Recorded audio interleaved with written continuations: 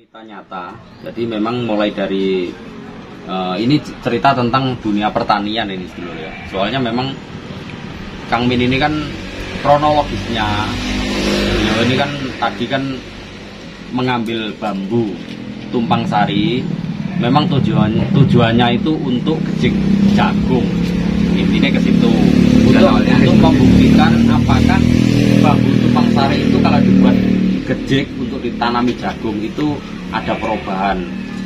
Konon katanya seperti itu, dia ingin membuktikan. Ternyata setelah dibuktikan, yang dirasakan bukan cuma dari hasilnya, tapi yang dirasakan pertama dari energi bambu yang dibawanya untuk sarana gejik. Ternyata juga masih memiliki energi waktu dibuat gejik.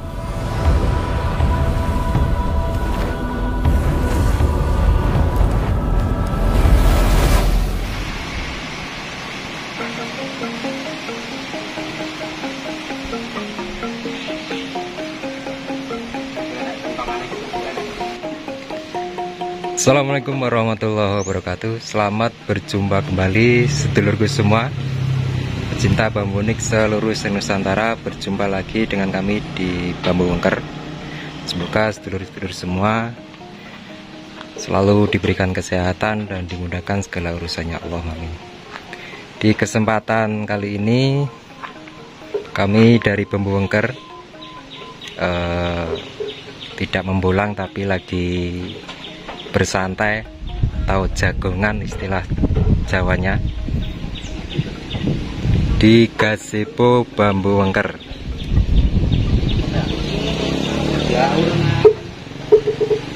Nah, di sini ada dari dulur-dulur bambu unik, yaitu di sini ada Kang Mugi dan di sana ada Kang Haidar Karim, dan tak lupa ini dari sesepuh Bambu Wengker, beliau Mbah Warno. Kurang bahagia. Terus niki saya sapa dari Kang Mugi. Pripun kabare Kang Mugi? Alhamdulillah, atas ridhone Gusti Allah paringi sehat walafiat. Amin. Amin. Saking Bambu Wengker iki nggih kediaman teng Gazebone Bambu Wengker. Kali teng Nusantara,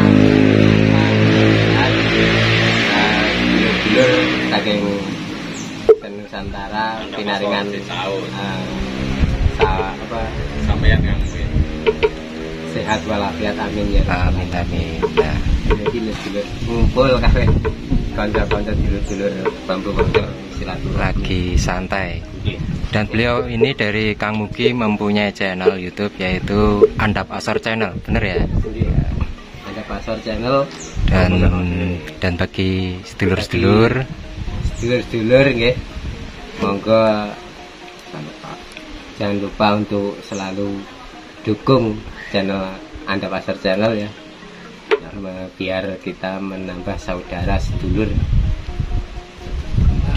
biar kedepannya channel kami lebih maju dan berkembang, bisa bermanfaat buat sedulur-sedulur Nusantara. ya, amin amin. Terima kasih Kang Mugi. Iya, kesempatan. Dan kita langsung ke tak asing lagi ini, beliau dari Kang Haidar Karim. Pripun kabare Kang Haidar nih? Komen. Mboten dangu, Alhamdulillah sehat walafiat. mboten dangu mboten kepanggih. Bolang nih acarane teng pundi mawon ya? Ya, acara masih sibuk di kesibukan biasa lah, petani musim panen jagung, rewang tetangga, kesibukan biasa. Tidak ada kesibukan yang Pun panen apa nih? panen jagung. Panen jagung.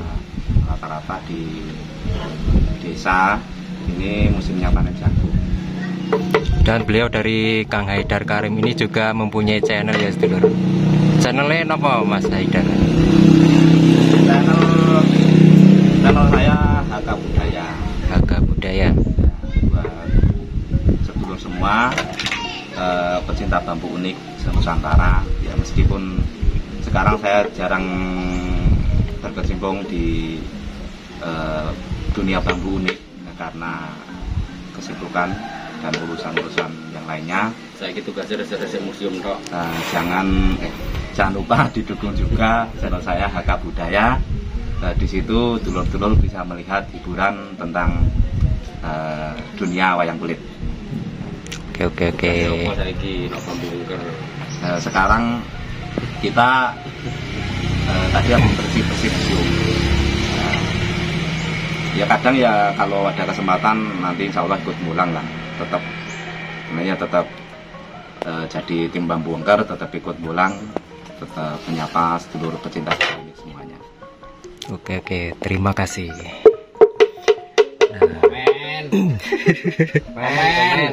Dan sekarang kita beralih ke beliau Mbah Warno. Pripun niki pawartosipun Mbah Warno? Alhamdulillah ngopi seger. Ngopi seger lur.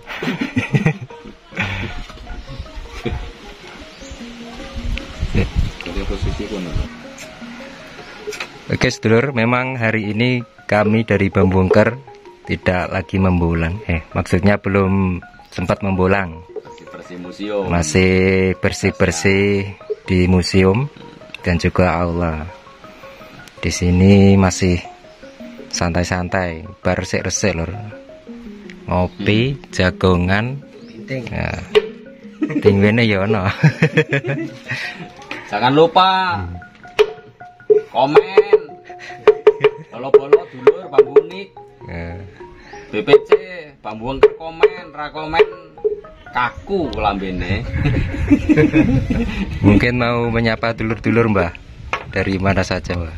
Oke, untuk saat ini Kang saya sapa Assalamualaikum warahmatullahi wabarakatuh ya, buat sahabat-sahabat saya dimanapun berada, para pecinta bambu unik Nusantara dimanapun berada, juga teman pembolang, teman subscribe, juga teman pengkaji deling seluruh Nusantara, bahwa alhamdulillah pada kesempatan kali ini kami dari sedulur Bambu Wengker ini tadi barusan bersih-bersih museum.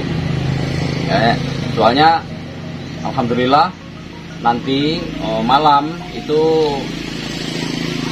dari PBUN Jombang, sedulur PBUN Jombang akan hadir ke Bambu Wengker, juga dari sedulur Trenggalek, Kang Galih Surater, juga Pak Sutik, master bambu dari Galek juga. Itu nanti insya Allah nanti malam juga akan silaturahmi ke sini Kang.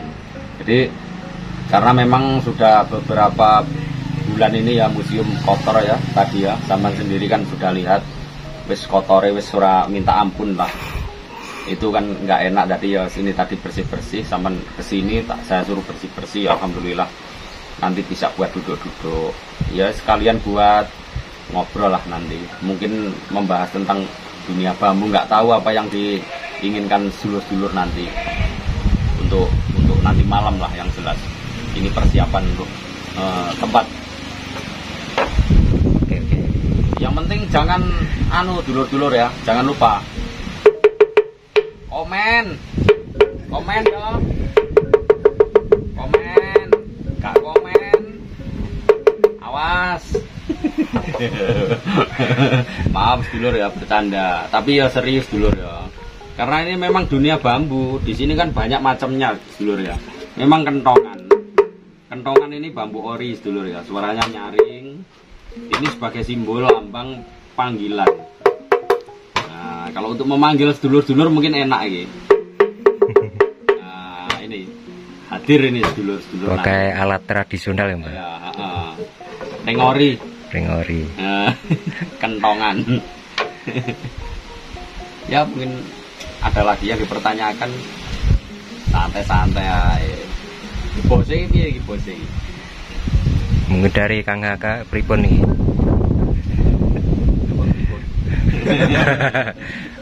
Mungkin ada yang dipertanyakan dari Mbah Warno sedikit-sedikit. Mas Anda Pasor. Nah, dari Kang Mugi ada pasar. Wow. Iki. Wow. Kemarin kan sudah saya ajak wow. Gulang bekecat.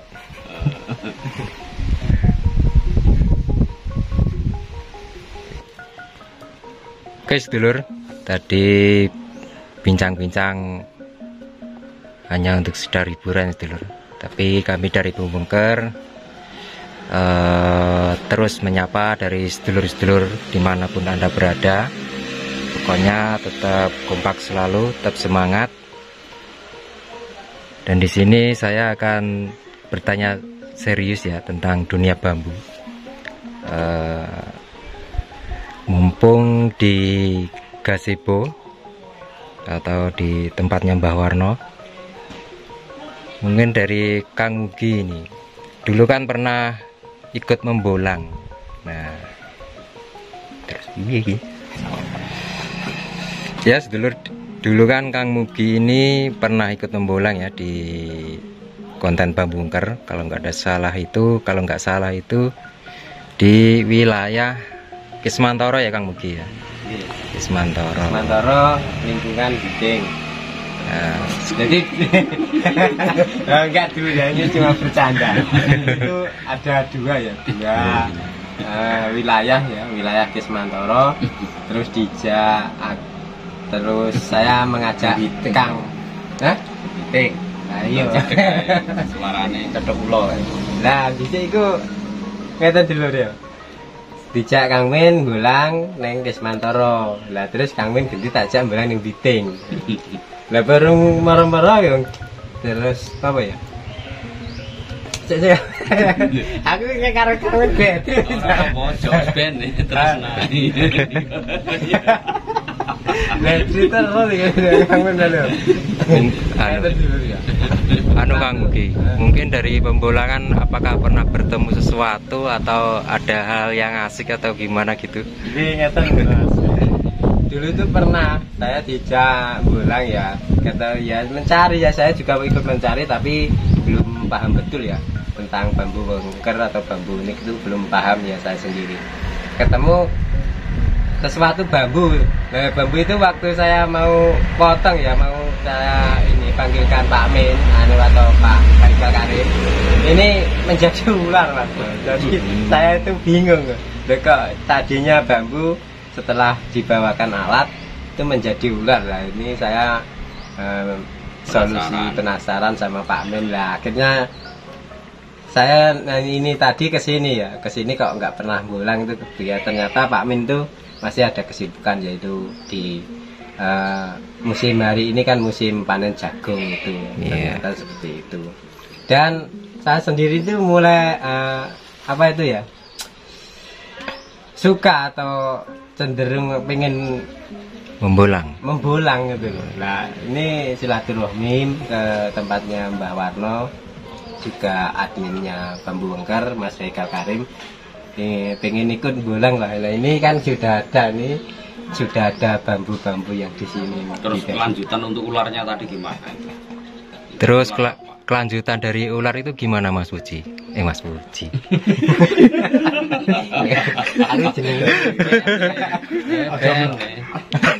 Mas Puji. Sorry. Lah terus jenenge lagi lagi kenal ya wis lali kuwi wajar Mas. Lali jenenge. Oke Mas Mugi. Mungkin dari kelanjutan ular tersebut itu gimana? Apakah Mas Mugi tahu dari nama dari pakem bambu tersebut atau belum? Ularnya itu masih ada Pak, terus hilang gimana? Ya ularnya itu masih ada atau gimana setelah mau dipotong itu?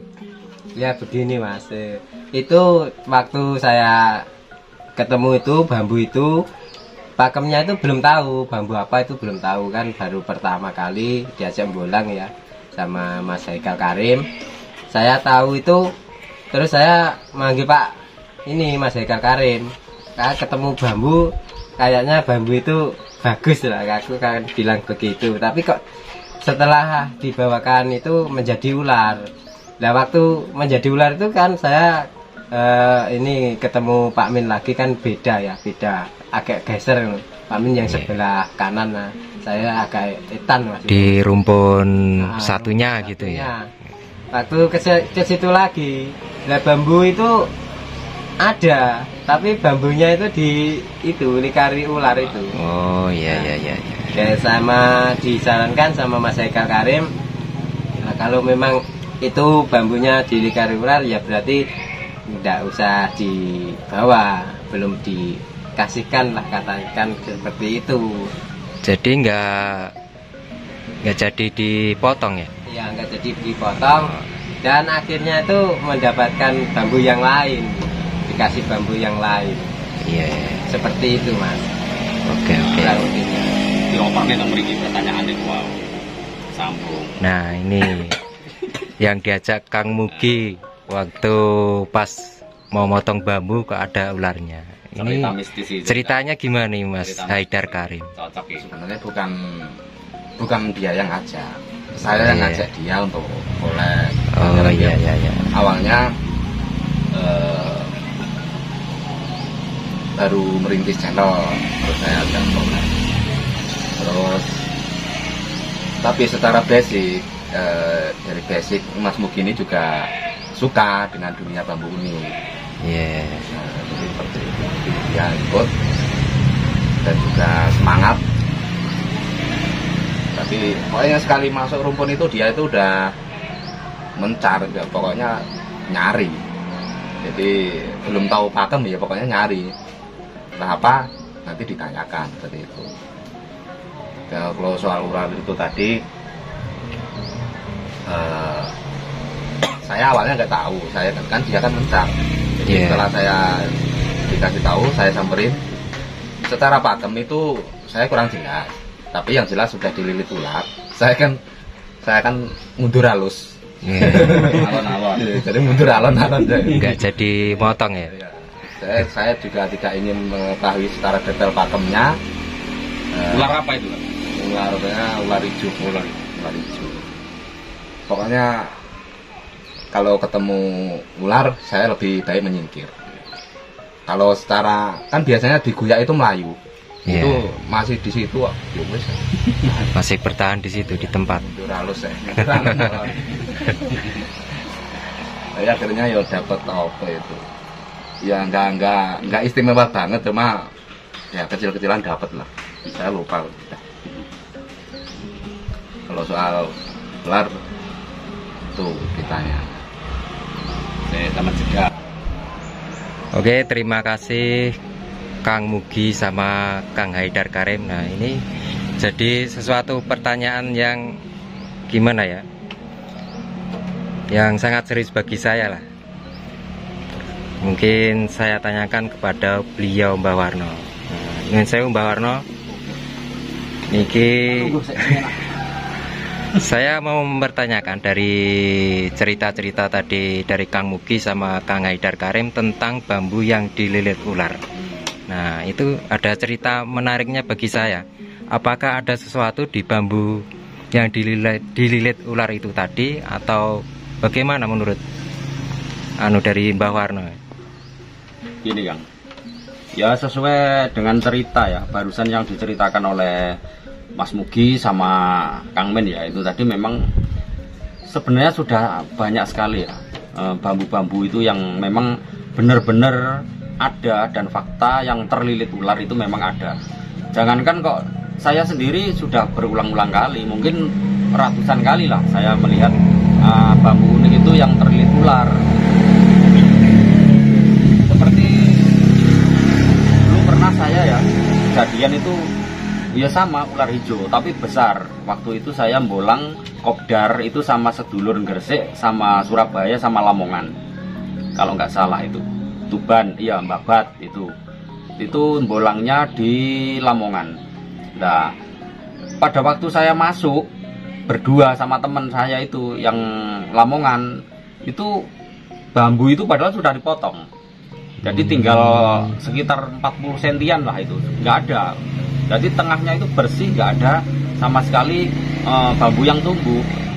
Ada di sebelahnya itu sekitar 1 meter ya satu itu ada yang tumbuh. Nah, itu nggak ada, bener-bener asli nggak ada ularnya. Terus saya memutar sekitar 20 meter ya, itu ada rumpun bambu di situ saya cari. Terus akhirnya saya itu kembali lagi ke lokasi tempat bambu yang dipotong itu tadi. Nah, ternyata di situ tiba-tiba itu ada ular hijau besar.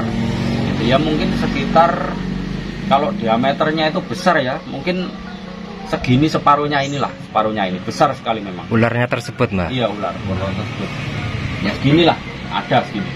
Itu besar. Nah, tapi ya tetap saya diam. Setelah saya salam, tiba-tiba saya tinggal mungkur, itu ular itu hilang. Itu ular hijau. Nah, ularnya hijau itu ularnya itu enggak terlalu cerah ya, agak-agak buram hijaunya, itu hijau tua. Itu. Terus mengenai tentang keganjilan seperti itu memang fakta, benar ada ya. Cuma tergantung kita, makanya kita harus hati-hati, harus waspada tentang segala sesuatu ketika waktu kita bolang. Terus saya pernah ya, ini di Pacitan. Di Pacitan itu pernah saya bahkan diikuti sama ular juga pernah. Itu ular weling itu. Ketika waktu itu saya lihat nggak ada, tempatnya tanahnya bersih. Setelah saya turun, di situ juga ada ular welingnya itu juga. Pokoknya ratusan kali lah saya itu kalau masalah tentang ular. Terus secara kegaiban ya, memang secara kegaiban itu memang di areal situ itu memang itu sebagai penunggu atau kodam atau gimana gitu? Bisa juga dikatakan itu sebagai penunggu. Iya, penunggu mewujudkan dirinya menjadi sebuah binatang ular atau apa, karena itu memang perwujudan dari bangsa jin. Berarti mewujud. Iya, mewujud dari bangsa jin itu. Makanya kalau kita bolang itu jangan sekali-sekali kita itu membunuh hewan apapun. Meskipun ketemu apa saja itu jangan sampai kita lukai atau kita bunuh, apalagi jangan kita lukai lah, intinya ke situ ya. Cukup iya, jangan disakiti. Kalau ya seperti tadi yang Amin katakan, lebih baik mundur alon-alon daripada nanti dipaksakan akhirnya akan menjadikan resiko. Meskipun kecil ularnya itu. Soalnya kalau ular biasa itu biasanya itu ketemu saya ya Saman kan ngerti dulu langsung lari ularnya itu. Kalau ular-ular biasa itu. Tapi kalau ular yang nggak biasa, biasanya ya cuma melilik ini. Itu berarti kan itu tanda interaksi. Itu. Ya itu memang seperti itulah cerita dari bolang bambu ya. Gitu. Tapi alhamdulillah saya sendiri kalau bolang itu selalu diberi keselamatan ya, nggak pernah terjadi sesuatu yang sekiranya itu membahayakan pada saya juga pada sedulur-sedulur yang lain kalau bolang sama saya. Karena saya memang tidak lepas izin itu terus kontrol. Dan untuk sedulur-sedulur pembolang ya jangan lupa kalau bolang itu tetap istiqomah berdoa. Makanya di situ saya menyarankan setiap ketemu apa bambu apa itu kalau kita sudah istiqomah dalam suatu doa, tentulah di situ akan menjadikan suatu berkah. Apalagi bambu yang kita bawa itu. Ya kelihatannya cuma hanya sekedar bambu, tapi kalau kita bawa berarti itu kita punya rasa senang. Berarti di situ akan membawa berkah dengan diiringi doa selama kita memotong sampai kita bawa pulang. Terus ini kan, saya teringat dengan dulu waktu saya bolang, tapi enggak sama Mbak Warno, sama Kang Tomo, juga sama Kang Edi. Berarti ceritanya aku ditilap aku. Jadi dulu itu kita sepakat bolang. Saya dapat pakem itu tumpang sari, yang nemukan saya. Cuma yang saya suruh motong itu yang Edi, saya megang kamera. Jadi bambunya itu tua. Ya pokoknya ya buat tongkat itu agak besar. Tumpang sari, cuma satu sap tapi tua. Itu yang Edi yang motong itu sampai rumah muntah-muntah masuk angin. Terus selang satu hari itu saya mimpi, saya itu megang ular weling itu loh. Ular weling itu saya pegang, terus dia jadi air, lebur seperti apa ya, mecah jadi air. Itu apakah juga perwujudan dari kodamnya bambu atau mungkin berarti dia bukan penjaga lagi berarti? Bukan. Kalau itu kodam itu. Dia kodam bambu ikut. Memang ikut ya. Jadi sebenarnya itu adalah awalnya itu yang menunggu ya, yang jaga. Tapi yang jaga itu kan tidak terlihat. Nah, terkadang yang jaga itu mewujudkan itu, kalau istilah bahasanya itu ngedenbeni, memberikan suatu aba-aba lambang bahwa di situ itu memberikan suatu apa ya istilahnya itu peringatan, jangan diambil.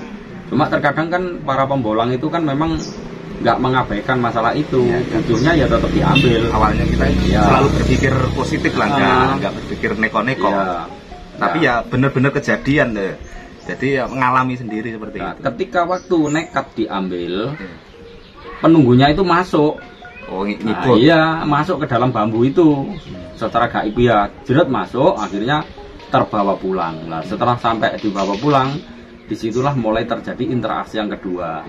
Lewat dari selang satu malam. Iya, itu. Jadi interaksinya seperti itu. Ketika waktu kita mengambil bambu apa saja, kalau sudah dipotong, itu nyaman-nyaman saja. Iya. Tapi setelah dari rumah itu biasanya itu kalau kodam-kodamnya bambu yang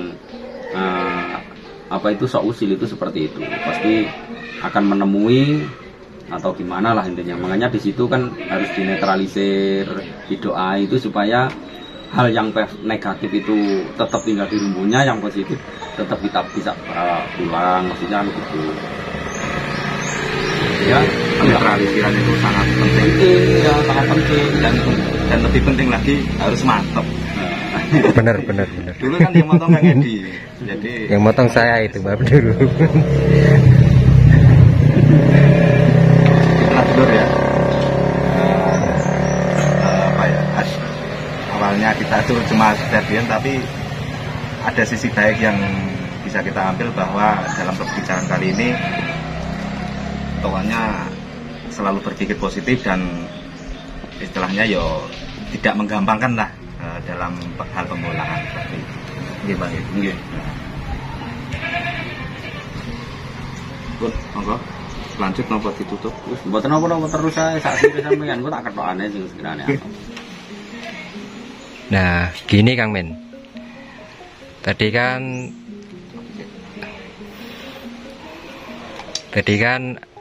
Kang Men bicara tentang dari pakem bambu tumpang sari yang katanya ceritanya tadi tentang ada ular. Nah, sekarang bambunya atau masih disimpan atau buat apa gitu Kang?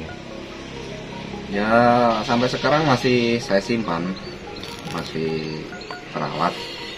Bahkan saya bawahnya itu dari sampai di rumah itu saya cuci, saya bersihkan, terus saya lincipi bawahnya. Kan memang saya ingin membuktikan bahwa jari ini kan katanya itu bambu tumpang sari itu buat gejik, buat nanam tanaman itu bagus hasilnya. Itu bahkan saya pakai sampai sekarang, saya pakai sudah 3 musim saya pakai. Sudah 3 musim dipakai. 3 musim saya pakai. Agak awalnya itu agak aneh juga Mbak. Tapi saya kadang berpikir logika, tetap saya berpikir logika. Ya memang bambu ini kan sih teles.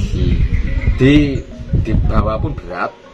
Apalagi gejik nih ngangkatnya itu luar biasa. Berarti energinya juga terasa Mas.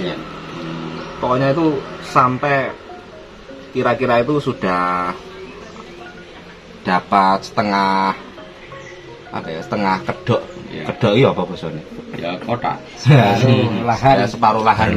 Itu baru saya istilahnya saya ngomong dalam hati, mbok yo manut ya seperti itu, mbok yo manut. Nah, itu akhirnya sudah berkurang. Terasa beratnya itu? Iya, beratnya itu jadi berkurang. lebih ringan. Nah, jadi lebih ringan, jadi normal. Bahkan sampai pulangnya itu kan saya bonceng ibu.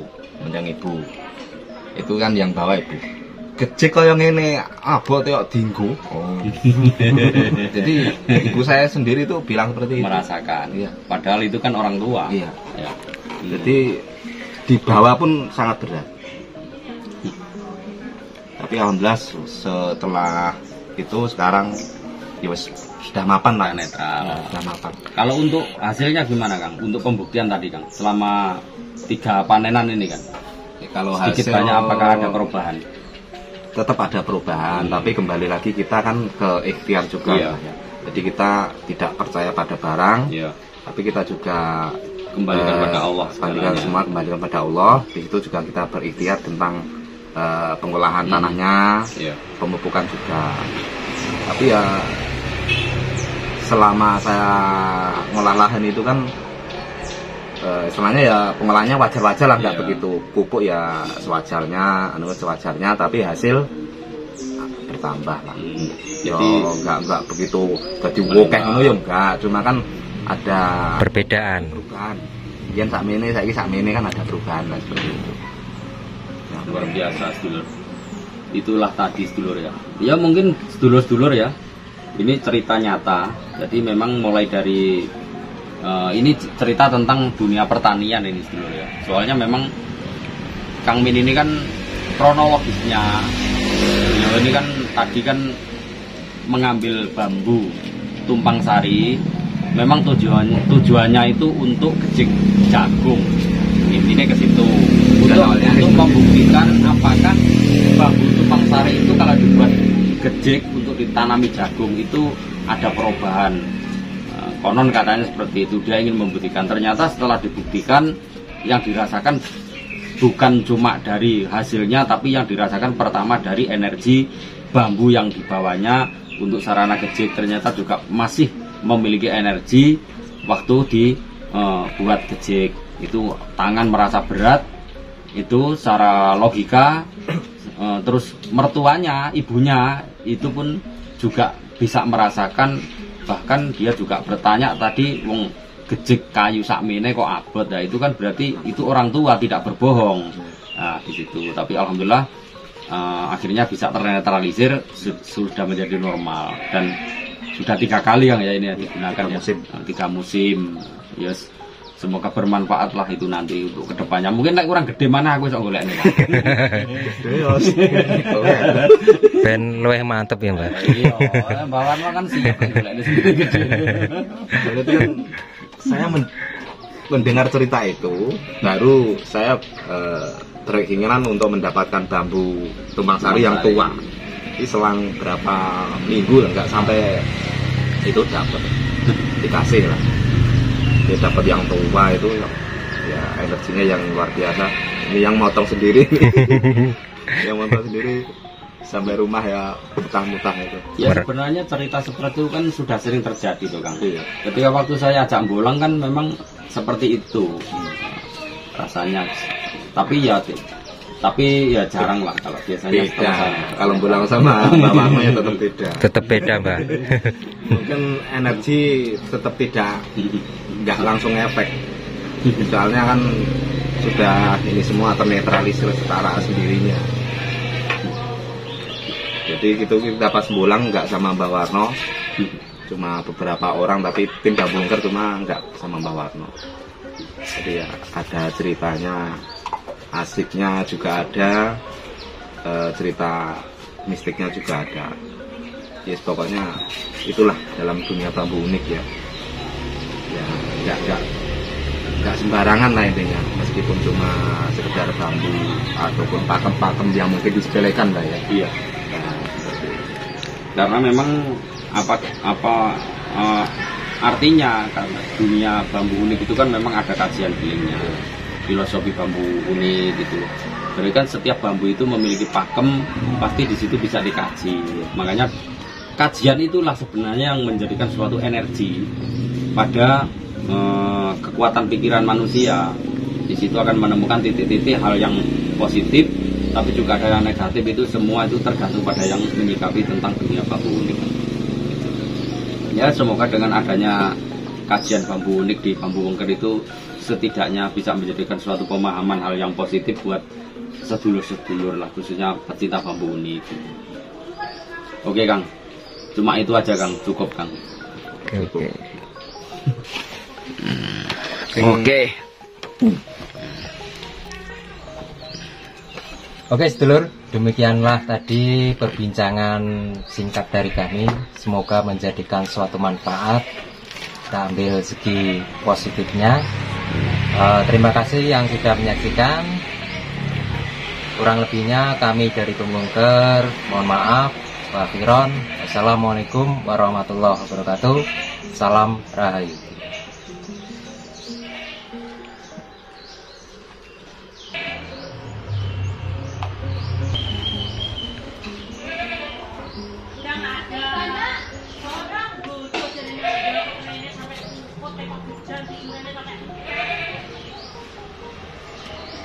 Thank you.